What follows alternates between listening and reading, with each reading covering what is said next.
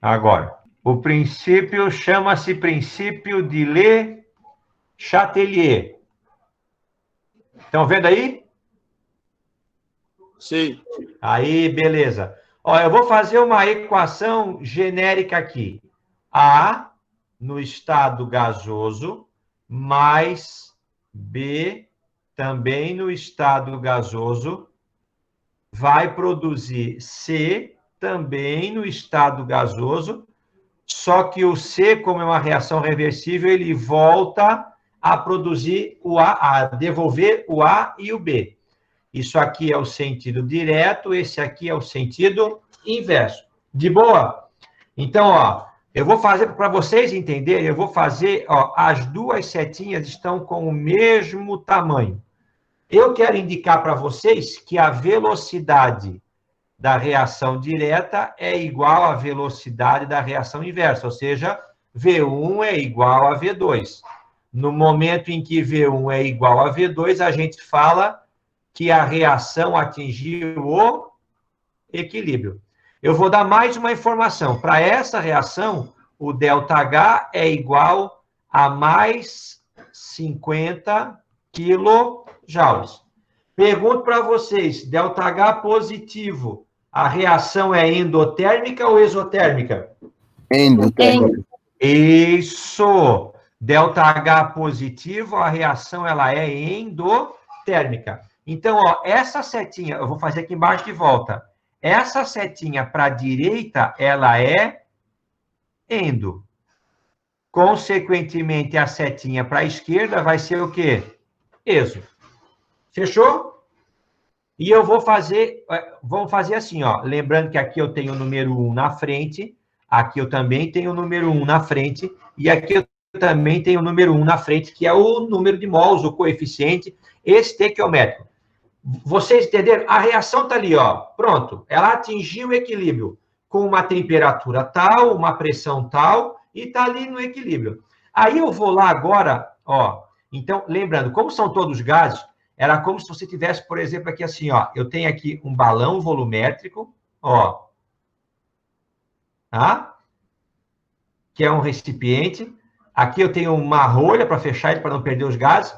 E aqui eu tenho o gás A, eu tenho o gás B e também tenho o gás C. Todos os três gases em equilíbrio. O A se junta com o B e forma o C, e o C se decompõe devolvendo o A e o B. Então, eu tenho equilíbrio. De repente, eu vou lá nesse equilíbrio e eu aumento a quantidade de A. Entenderam? Eu fui lá, abri aquela rolha lá e botei mais do A. O que acontece? Quando você aumenta a quantidade de um participante, você tira o sistema do equilíbrio. E aí o sistema vai querer voltar para o equilíbrio. Então, onde é que está o A? Olha lá, ó. O A está aqui, tá vendo? Ó, do lado do reagente. Então, se você aumenta a quantidade de A do reagente, vai fazer isso aqui, ó. Eu vou aumentar a setinha para a direita. Eu vou deslocar o equilíbrio químico para a direita, para que mais do C possa ser formado e o sistema volte a atingir o equilíbrio. Vamos lá. Numa outra situação, eu pego aquele meu sistema e aumento a quantidade de C. Lembrando que esse colchete significa o quê? Mol por litro. Eu vou lá e aumentei aqui, pessoal, ó. Aumentei a quantidade do C.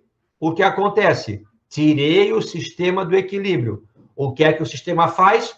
Tenta voltar para o equilíbrio. Mas para que ele volte ao equilíbrio, eu preciso que o excesso que eu coloquei de C, uma parte dele volte a formar o A e o B. Então, eu vou deslocar o equilíbrio químico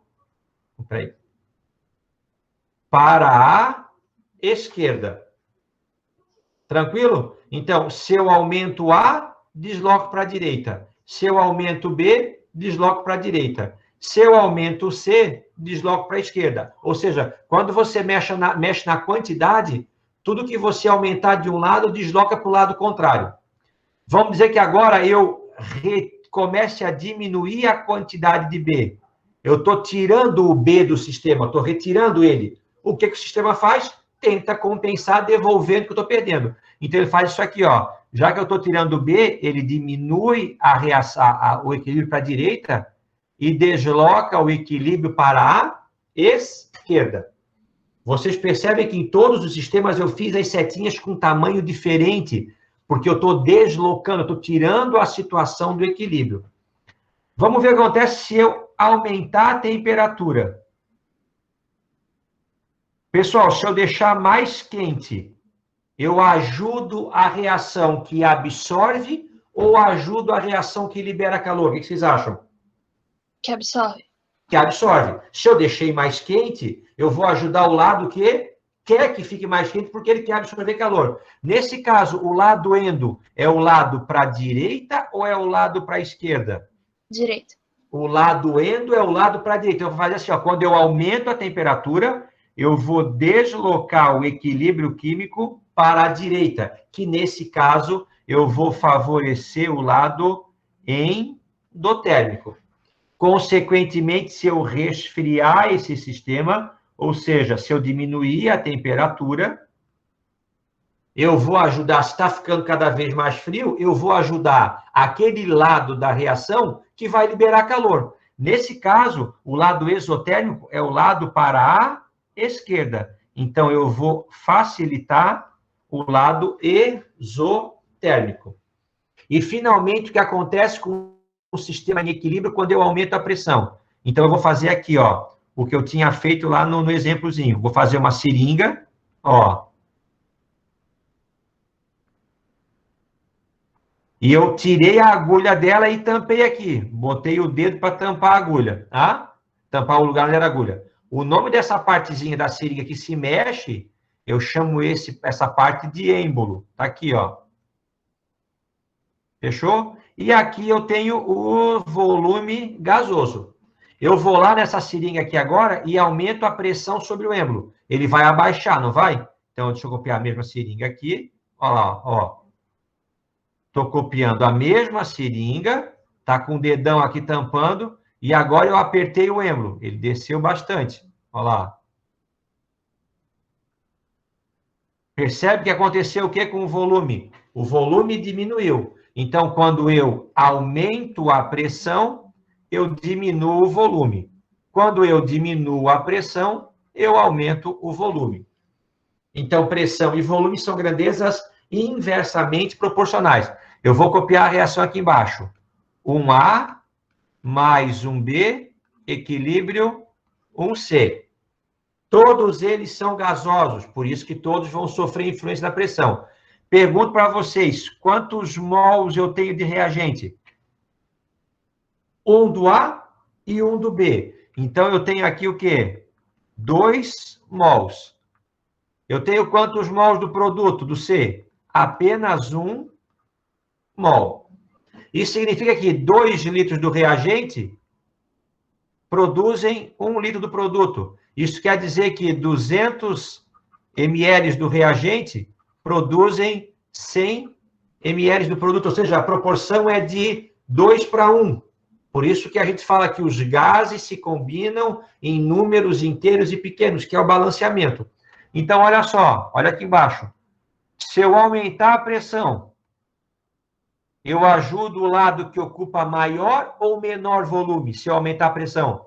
Menor volume. Isso. Menor volume, Nicole, é o lado da direita ou o lado da esquerda? Da direita. Então, quando você aumenta a pressão, você desloca o equilíbrio para a direita. E vai diminuir, então, o equilíbrio para a esquerda. Eu vou favorecer a formação do C, porque ele ocupa menos espaço. E se eu fizer o contrário, se eu diminuir a pressão, eu vou favorecer aquele lado da reação que ocupa um maior volume.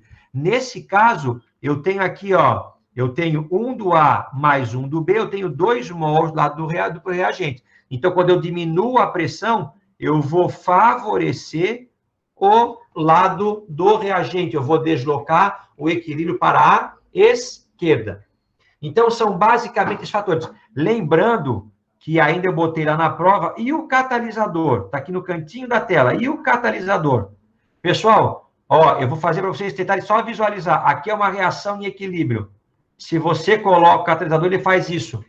Ele diminui lembra que eu fiz para vocês? Ele simplesmente acelera a reação química. Ó, então eu tinha feito aquele gráfico de cinética assim, e o gráfico era esse aqui, sem o catalisador, e esse assim, com o catalisador.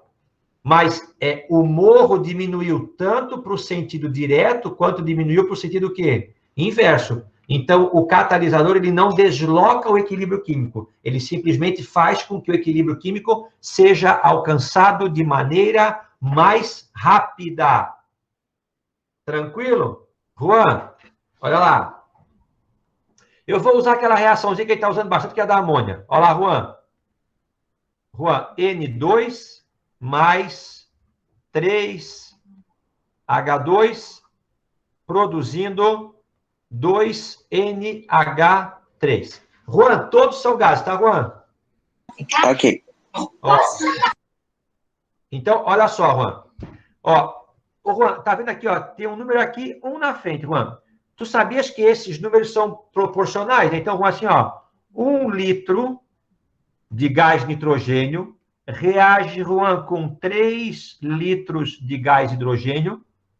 Ô, Juan, e produz quanto de amônia, Juan? 2 litros. Exatamente isso. Ah?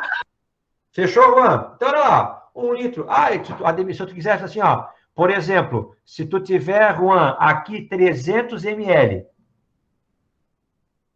ó, tá aqui, ó, proporcional, Juan. O hidrogênio vai ser sempre 3 vezes maior do que o nitrogênio. Então, 300 reage com quanto, Juan? Com 900 e vai produzir quanto, Juan? Ó, a amônia é sempre o dobro. Vai produzir quanto, Juan? 600. Ô, Juan, desliga a TV. Fechou? Ô, Juan, olha só. Se tu somar aqui, Juan, vamos dizer, somar esses dois daqui. Deu quanto aqui, Juan? Deu 1.200 ml, certo? Juan? Certo. Ó, depois que reagiu, Juan, formou quanto de produto, Juan? 600 ml. 600 ml. Tu vê, Juan, olha só, que aqui, ó, essa reação, nela houve uma compressão do volume, tá vendo? Ó. Então, você vai produzir, Juan, um número de moléculas que vai ocupar metade do espaço que eu tinha. Entendeu, Juan? Então, olha só, Juan, vamos dizer assim, ó. Essa reação aqui, Juan, ela aconteceu, tá? Então, eu vou botar aqui um cilindro assim, Juan, ó. E o cilindro está aqui, Juan, ó. E ele tem também um êmbolo. Vou colocar aqui. Olha só. Fechou, Juan? Tu tens ali dentro o que desse cilindro? Tu tens, Juan, N2, tu vai ter H2 e tu vai ter NH3. Porque ela é uma reação em equilíbrio. Entendeu, Juan? Sim. Aí eu vou fazer o seguinte, Juan, olha só aqui, ó. Olha a situação que eu vou fazer agora. O sistema aqui, Juan, ele está em equilíbrio, Juan. Olha o que eu vou fazer. Eu vou tirar ele do equilíbrio agora. Eu vou fazer isso aqui, Juan, ó.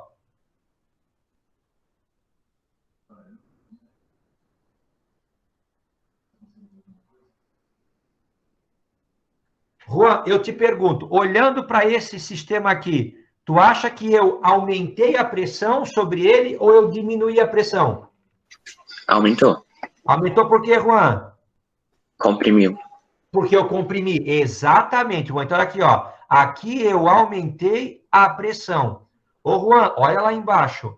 O que aconteceu com o volume aqui, Juan? Em comparação com esse inicial? Diminuiu.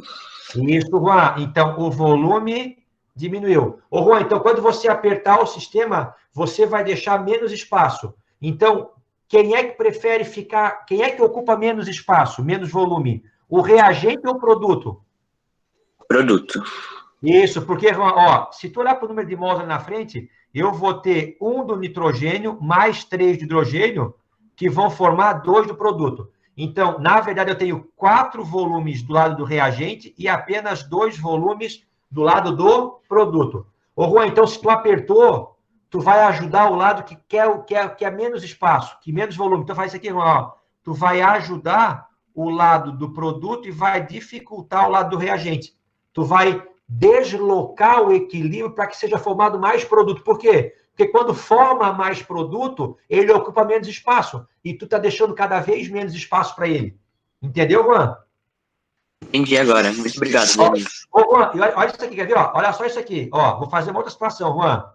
Ó, carbono sólido mais oxigênio gasoso em equilíbrio com dióxido de carbono gasoso. O que acontece com esse sistema quando eu aumento a pressão? Aumento a pressão. Eu desloco para onde o equilíbrio? Para o lado com menor volume. Para o lado com menor volume. Isso aí, Juan. Qual é o lado com menor volume, Juan? Lembrando que, antes de tu falar, Juan, eu vou só te dar uma, ó, aqui, ó, olha só aqui, ó, Juan, o lado de, a pressão, ela só exerce influência sobre substâncias no estado gasoso. Juan, qual é o volume de gás que eu tenho do lado do reagente? 1 mol. 1 mol, exatamente isso, eu tenho 1 mol. Porque eu tenho um aqui na frente, mas esse 1 que tem aqui eu não vou usar porque o carbono é sólido. Qual é o volume gasoso que tem dado do produto? 1 mol também. 1 mol. Pergunto, Juan, mexer na pressão interfere no equilíbrio químico? Não. Não, não adianta, pode mexer à vontade. Tu não vai deslocar o equilíbrio. Por quê? Porque dos dois lados eu tenho o mesmo volume de gás. Ademir, se por acaso a minha equação não tiver gás, se não tiver gás, não adianta mexer na pressão, porque ela não vai, só vai interferir sobre substâncias no estado gasoso. De boa, Juan? Sim. Obrigado. Beleza.